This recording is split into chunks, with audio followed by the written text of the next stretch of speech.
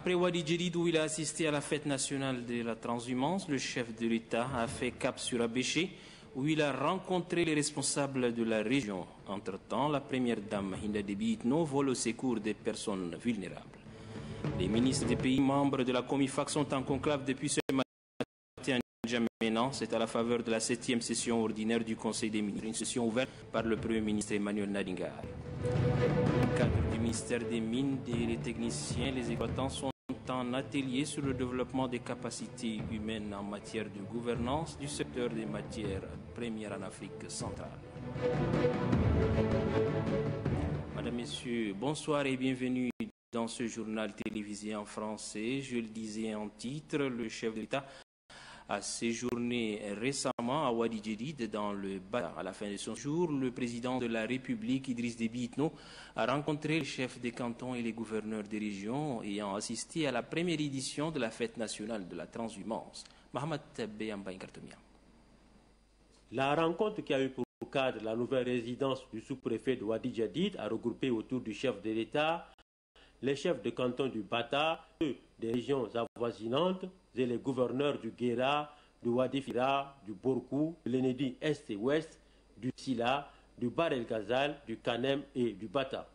Face à ces derniers, le président Idriss Déby Itno leur a instruit d'abandonner tout mauvais comportement nuisible à la marche vers le progrès et au développement du Tchad à l'ère de la Renaissance.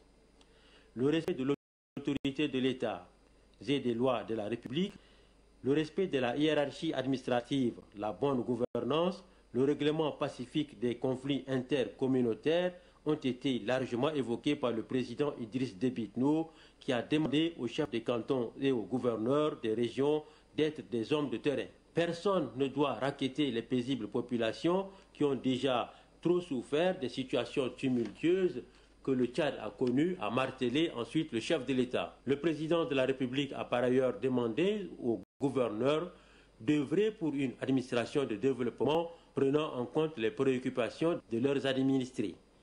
Le chef de l'État, Idriss Déby Itno, a exhorté les uns et les autres au travail tout en insistant sur l'envoi des enfants à l'école et en fustigeant le mariage précoce. Wadi Djedid marque le début d'un vaste programme de développement du monde rural à travers un élevage productif rentable à l'économie nationale. C'est en ce sens que le président Idriss Déby Itno a annoncé la construction d'une trentaine de forages, des écoles pour enfants nomades, des centres de santé et maternité au profit des transhumants. Le chef de l'État a par ailleurs appelé à une gestion rationnelle des ressources naturelles et à une meilleure exploitation des wadis pour l'autosuffisance alimentaire.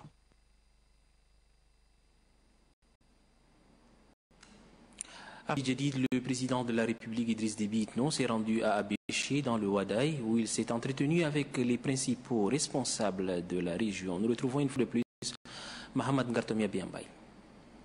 Au cours de la première audience accordée aux officiers supérieurs de l'armée nationale tchadienne, aux sous-officiers des différents corps de l'armée et aux autres responsables des services de sécurité de l'État, le de l'État a invité les principaux responsables d'être au service de la population et de veiller à la sécurité des personnes et de leurs biens. Dans la deuxième audience accordée aux chefs traditionnels et aux responsables administratifs de la région du Wadaï, le président de la République a exhorté ces derniers à préserver la paix et la stabilité dans le Wadaï. Dans son message, le chef d'État leur a demandé de privilégier la scolarisation des filles et des garçons, de sensibiliser les communautés à bannir le mariage précoce, de lutter contre la mortalité maternelle et infantile. Le président de la République a en outre attiré l'attention des responsables à tous les niveaux du pays et à tous les échelons de surveiller la hausse vertigineuse des prix des céréales sur les marchés, œuvre des commerçants véreux dont le seul objectif est de gonfler leur chiffre d'affaires sur le dos des paisibles citoyens. La campagne agricole en cours a été bonne et il n'y a pas de raison de rendre la vie chère aux consommateurs, a déploré le président Idriss Déby Itno. Au sujet du recensement général de l'élevage dont le coup d'envoi a été officiellement lancé à partir de Wadi Djedid, le président de la République a sollicité l'implication des responsables administratifs et ceux des chefferies traditionnelles pour la réussite de l'opération qui permet de revaloriser le secteur clé de l'élevage. La première dame Hinda Déby Itno a remis quant à elle des vivres aux personnes démunies de la région. Hinda Déby Itno ne cesse de témoigner de sa générosité à l'endroit des couches vulnérables à travers ses actes de bienfaisance, n'est-ce pas, Mohamed Gartomia Biambay?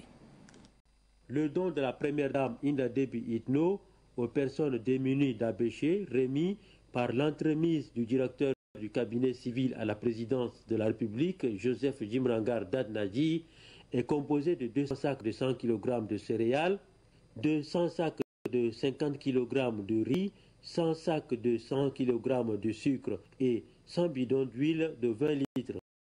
En remettant ce don aux personnes handicapées, aux veuves et aux personnes vivant avec le VIH-Sida d'Abéché, la première dame Hinda Déby Itno entend ainsi réitérer son soutien constant aux couches sociales les plus vulnérables. Le gouverneur du Wadaï, Kredela Younous Hamidi, a tenu à remercier la première dame Hinda Déby Itno pour sa générosité en direction des personnes vulnérables. Pour le directeur du cabinet civil à la présidence de la République, Joseph Djimrangar Dadnadji, le geste de la première dame, toujours attentive aux préoccupations des couches sociales démunies, réconforte les personnes vulnérables.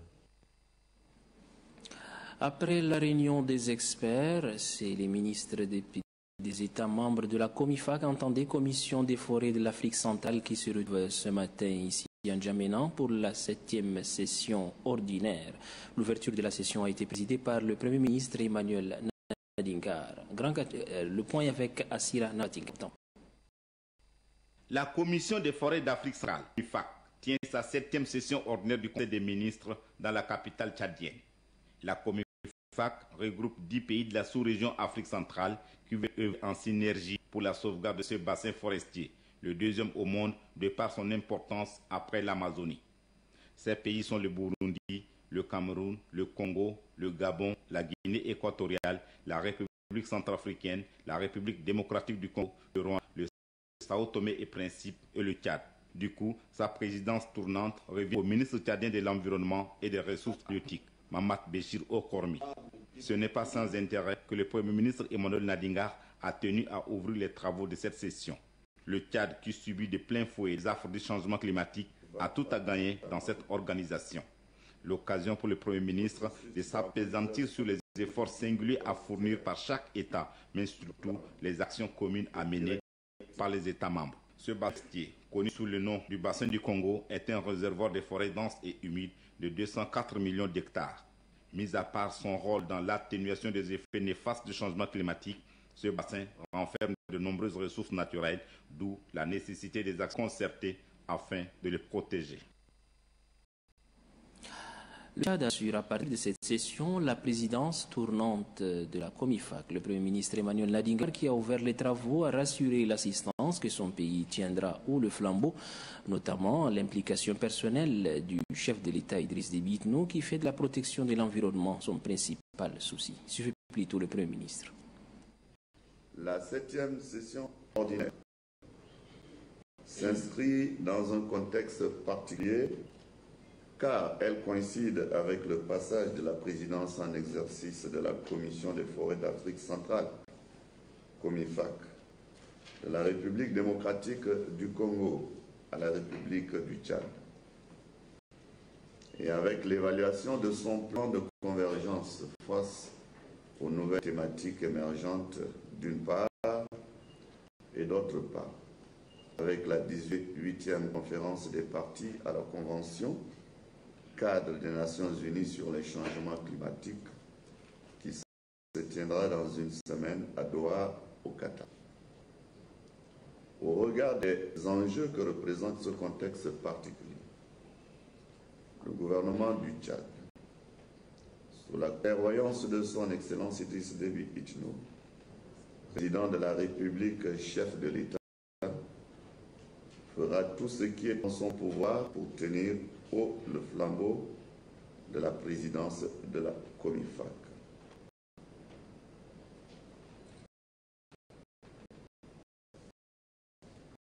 Ceci dans le sens de la continuité et sur l'esprit traité de la Commission des forêts centrales. la protection de l'environnement d'une manière générale, la préservation des écosystèmes forestiers ainsi que la valorisation des forêts et de la biodiversité d'une façon particulière sont inscrits en priorité dans notre programme et agenda politique. Aucun effort ne sera donc ménagé pour honorer nos engagements. Dans cet élan, qu'il me soit permis de vous rappeler que lors de la 6e session extraordinaire du Conseil des ministres de la COMIFAC, tenue ici même à N'Djamena, une déclaration dite Déclaration de N'Djamena sur la position commune des ministres en charge de l'environnement et des forêts d'Afrique centrale sur la préparation des échéances sur les changements climatiques de Doha a été publiée. Dans cette déclaration, les ministres avaient sollicité le président de la République du Tchad, chef de l'État, président en exercice de la CEAC, pour porter cette déclaration lors des différentes rencontres africaines et internationales. Cette sollicitation a été honorée à Rio+20 au Brésil en juin dernier. Elle le sera aussi à Doha et à toutes les autres futures rencontres internationales de haut niveau. À l'adresse des États membres de la COMIFAC, le Premier ministre Emmanuel Nadingar propose une levée des boucliers contre les hors-la-loi qui déciment ces précieux héritages communs. Pour cela, la COMIFAC doit disposer d'un mécanisme aux ressources humaines, matérielles et financières conséquentes. Suivez une fois de plus le Premier ministre. La zone aval, reconnue à juste titre comme le second poumon du monde après l'Amazonie, possède des richesses biologiques qui sont à la fois universelles et vitales pour les générations présentes et futures. Outre le changement climatique, la déforestation et la désertification, ces ressources sont confrontées au phénomène de braconnage, qui se situe actuellement à un niveau critique en raison de la porosité de nos frontières, des capacités limitées et de la faiblesse des moyens opérationnels dont disposent nos États. Véritables guerriers, les braconniers opèrent dans ce contexte en petits groupes très organisés, bien équipés et surtout puissamment dotés d'armes de guerre. Plusieurs espèces fauniques ont déjà payé de lourds tributs du fait de ces hors-la-loi. La situation est particulièrement inquiétante pour l'éléphant. Tous les experts pensent, en effet, que si la tendance actuelle se maintient, l'éléphant sera exterminé en Afrique centrale d'ici à la prochaine décennie. Pour enrayer ce risque, la COMIFAC a besoin de se doter d'un mécanisme disposant des ressources humaines et des moyens matériels et financiers conséquents. C'est le lieu ici de se féliciter que des questions touchant à ces aspects seront entre autres abordées au cours de ces assises. Il s'agit en particulier de l'examen de l'audit et du plan de restructuration de l'Organisation commune pour la conservation de la faune sauvage en Afrique centrale, de l'examen du rapport de l'étude sur le bilan des expériences en matière de gestion des aires protégées transfrontalières en Afrique centrale, de l'examen de l'état de mise en œuvre des directives et des décisions de la COMIFAC par les États membres, du processus d'harmonisation des politiques forestières, notamment des directives sous-régionales concernant la formation forestière et environnementale dans la sous-région. En début d'après-midi, le Premier ministre Emmanuel Nadingar a reçu le nonce apostolique Jude Tadeusz Okolo et l'ambassadeur de la République arabe d'Égypte au Tchad, Mahmoud Saïd Hassan. Les relations entre le Tchad et le Saint-Siège d'une part et avec l'Égypte d'autre part étaient au menu des entretiens avec les deux personnalités. Ramadei Hassan. Les échanges entre le Premier ministre Emmanuel Nadingar et le nonce apostolique au Tchad, Monseigneur Jude Tadeusz Okolo, ont été axés sur les relations de coopération entre le Tchad et les Saint-Sièges. Le prélat catholique s'est réjoui de la qualité de l'entretien qui lui a permis de transmettre les salutations et la gratitude du Saint-Père et du Saint-Siège aux plus hautes autorités tchadiennes pour les soutiens divers dont a bénéficié l'Église catholique au Tchad. L'expulsion de Monseigneur Michel Russo, l'évêque de Doba, n'a pas été perdue de vue au cours de cette audience.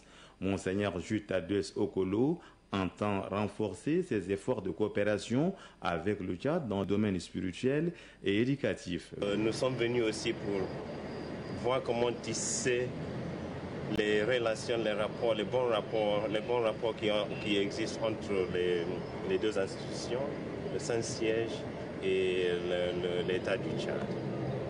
C'était aussi une occasion aussi pour aborder la question du Doba. Vous savez qu'il y a un mois et plus ou moins, un mois, une semaine ou 2 semaines que l'évêque du Doba a été demandé de laisser le territoire tchadien. Le temps passe et on se demande qu'est-ce que se passe. Pour cette raison, nous avons demandé aussi une audience avec le chef du gouvernement pour voir comment aborder la question et aussi pour entamer ce dialogue et continuer ce dialogue. Juste après cette audience, c'est au tour de Mahmoud Mohamed Saad Hassan, le nouvel ambassadeur extraordinaire et plénipotentiaire de la République d'Égypte au Tchad, d'être reçu par le Premier ministre Emmanuel Nadingar. Le Caire souhaite voir consolider sa coopération avec N'Djamena.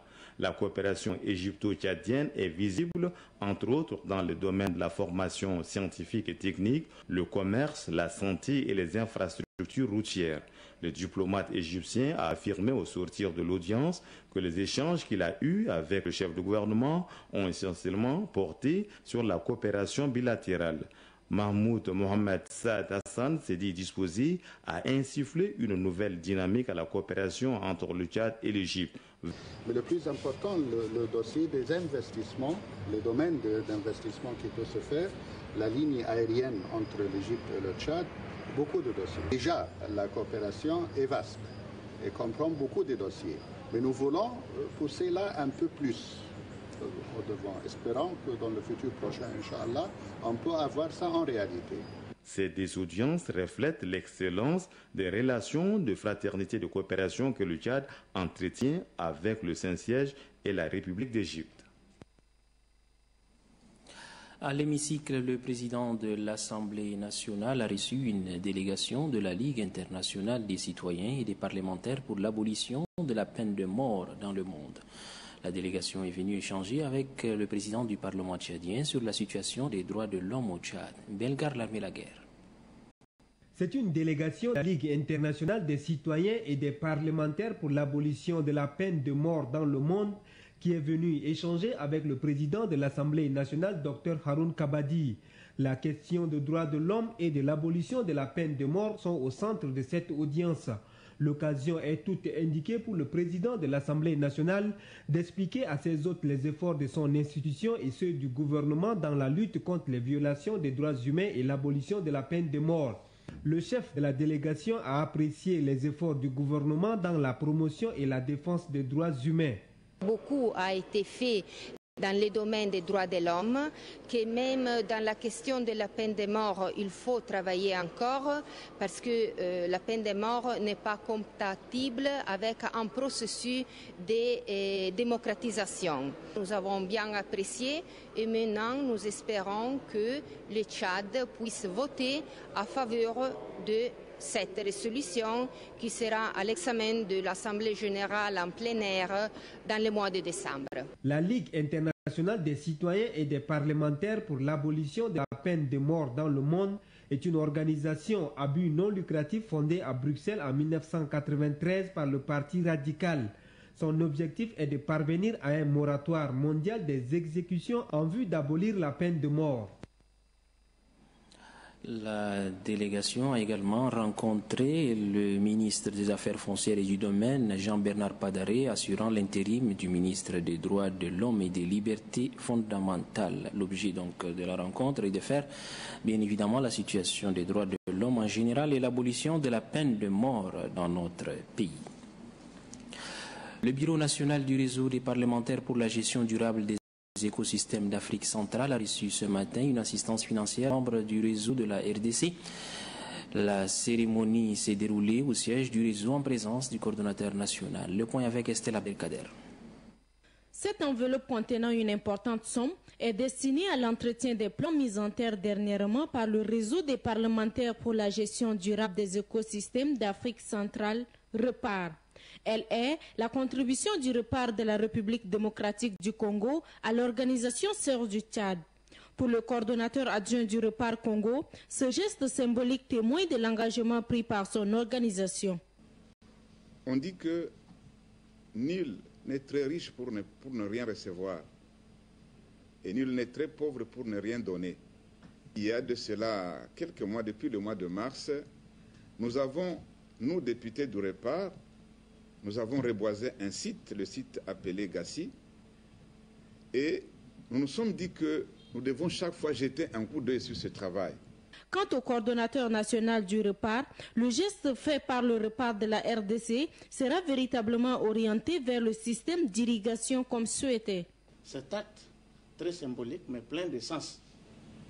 Tous les Tchadiens, conformément à la politique environnementale du chef de l'État, et sous les orientations quotidiennes du président de l'Assemblée nationale, doivent se verser dans le reboisement de tous les pays, en commençant bien sûr par la ceinture verte autour de la ville de N'Djamena.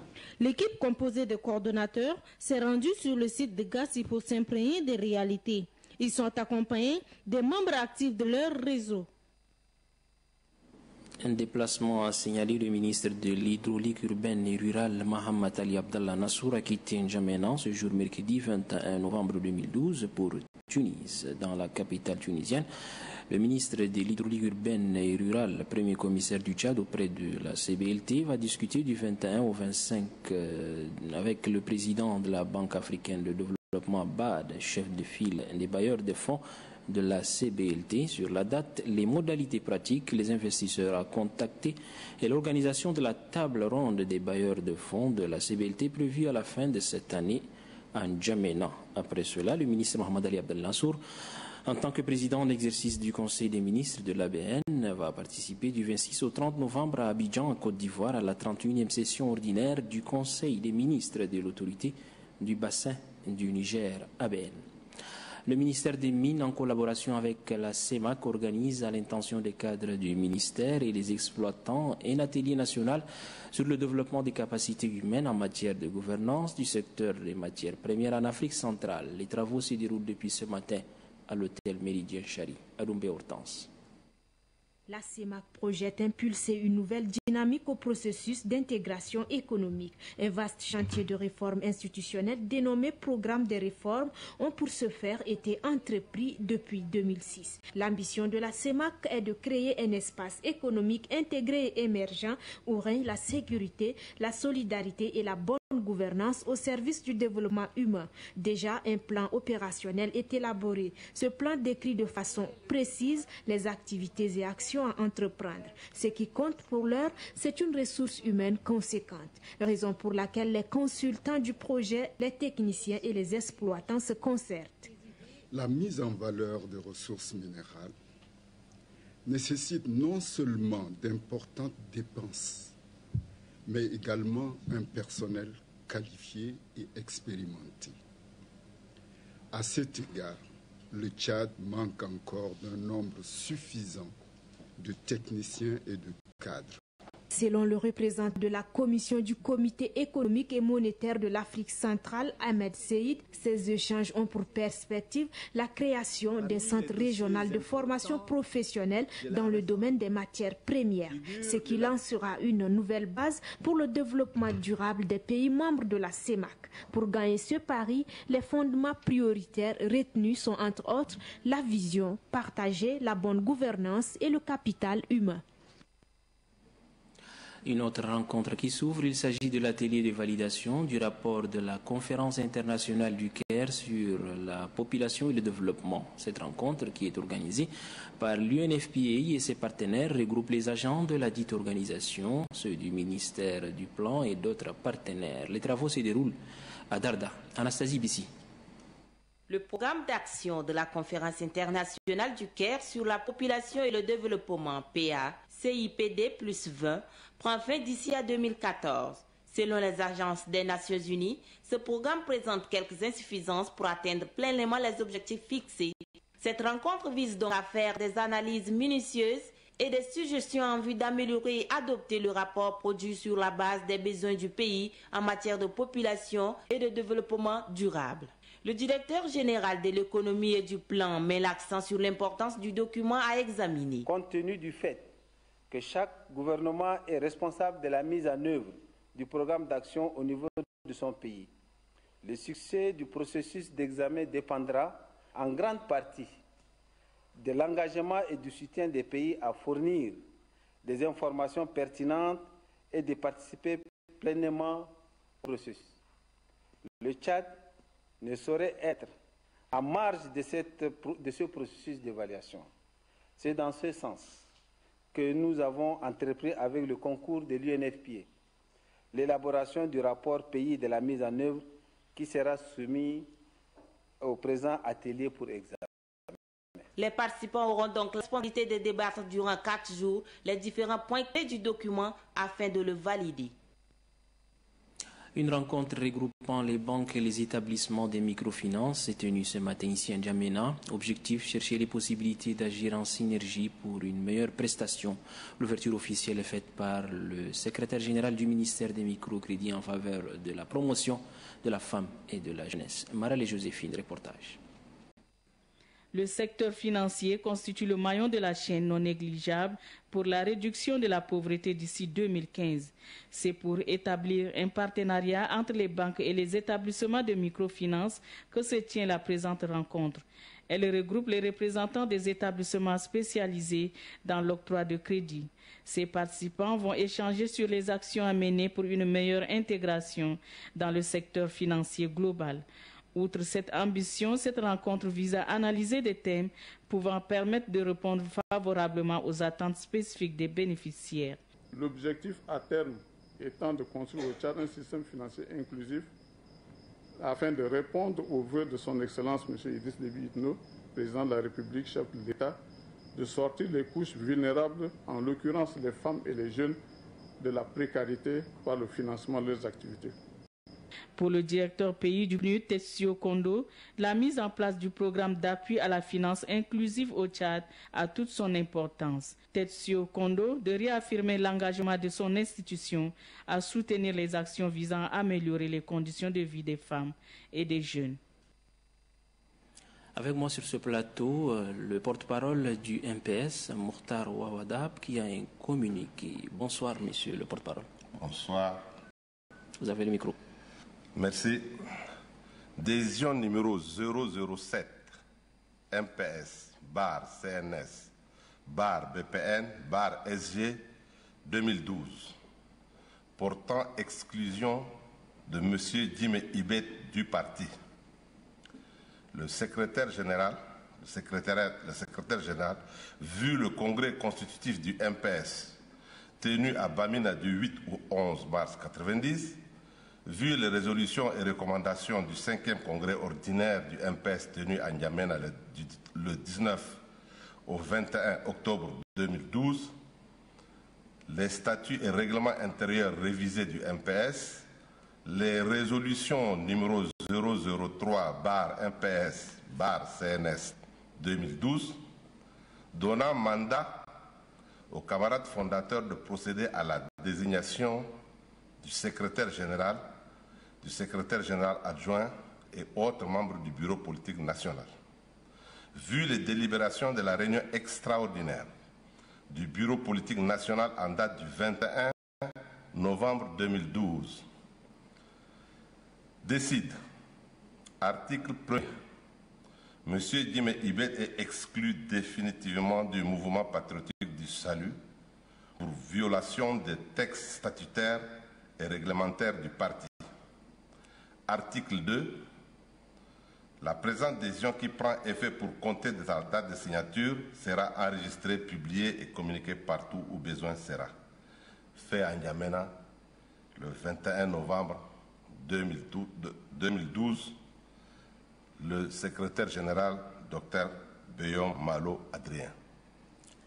C'était là le porte-parole du MPS, Mokhtar Ouaddahab, qui faisait la lecture de la décision portant exclusion d'un des membres du MPS. Nous poursuivons le journal à l'occasion de la célébration du 23e anniversaire de la Convention des droits de l'enfant. Le groupe de recherche et d'action pour la promotion et la protection de l'enfance a organisé hier une journée d'information à l'intention des conseillers municipaux du 7e arrondissement. Cette rencontre s'est déroulée dans les locaux de la mairie du 10e arrondissement. Ghislain Tchanikoudou. L'enfant est un être vulnérable et il constitue l'avenir de la nation. Il faut donc le protéger en respectant ses droits. Selon le premier maire adjoint à l'ASM, Siadi Madi, cette journée d'information permettra de renforcer les capacités des conseillers de sa commune pour la protection de l'enfance et d'appréhender les textes y afférents. Le coordonnateur du groupe de recherche et d'action pour la promotion de l'enfance, GRAP, a souligné que la protection de l'enfance engage aussi bien les acteurs étatiques que non étatiques. Le choix porté sur les conseillers municipaux n'est pas fortuit, car ceux-ci ont un rôle important reconnu par la loi quant à l'amélioration du cadre de vie des populations par l'aménagement et la gestion des services sociaux. Les enfants représentent la frange la plus importante de la population et ont non seulement des besoins spécifiques, mais sont surtout exposés à toutes sortes d'abus et d'exploitation. Le responsable du volet enfants en rupture avec la famille du GRAP, commissaire Mbayam Diombunda, a fait une présentation sur les pratiques néfastes subies par l'enfant. Parmi ces pratiques néfastes, la traite, la violence, l'exploitation sexuelle ou économique. Il a ensuite fait un bref exposé sur les textes qui protègent l'enfant, car la protection de l'enfance passe nécessairement par un cadre juridique. Cette journée d'information s'est achevée par des échanges entre les membres du GRAP et les conseillers. Mbayam Diombunda exhorte les conseillers à sensibiliser la population sur les droits de l'enfant et dénoncer les cas de violation auprès des institutions chargées de la protection de l'enfance. Et puis avant de nous séparer, je vous donne la lecture de ce communiqué de presse de la CEAC. Le secrétariat général de la communauté économique des États de l'Afrique centrale, CEAC, vient d'apprendre avec stupéfaction que les hostilités entre les M23, ses alliés et les forces armées de la République démocratique du Congo ont repris. Le secrétariat général de la communauté économique des États de l'Afrique centrale est profondément préoccupé par la détérioration de la situation sécuritaire et humanitaire dans cette région, en particulier la multiplication des déplacés internes et des réfugiés dans les pays voisins. Le secrétariat général de la communauté économique des États de l'Afrique centrale renouvelle sa solidarité avec la République démocratique du Congo et son attachement à l'intégrité territoriale de ce pays. Le secrétariat général de la CEAC condamne sans réserve la poursuite de la déstabilisation du nord-est de la RDC par les M23 et ses alliés. Il lance un appel pressant à la cessation immédiate des hostilités. Ce communiqué porte la signature du secrétaire général de la CEAC, Nassour Guélendoursia Ouaïdo. Voilà, c'est ici que s'achève ce journal télévisé en français. Merci de l'avoir suivi. Très bonne suite des programmes sur Téléchat.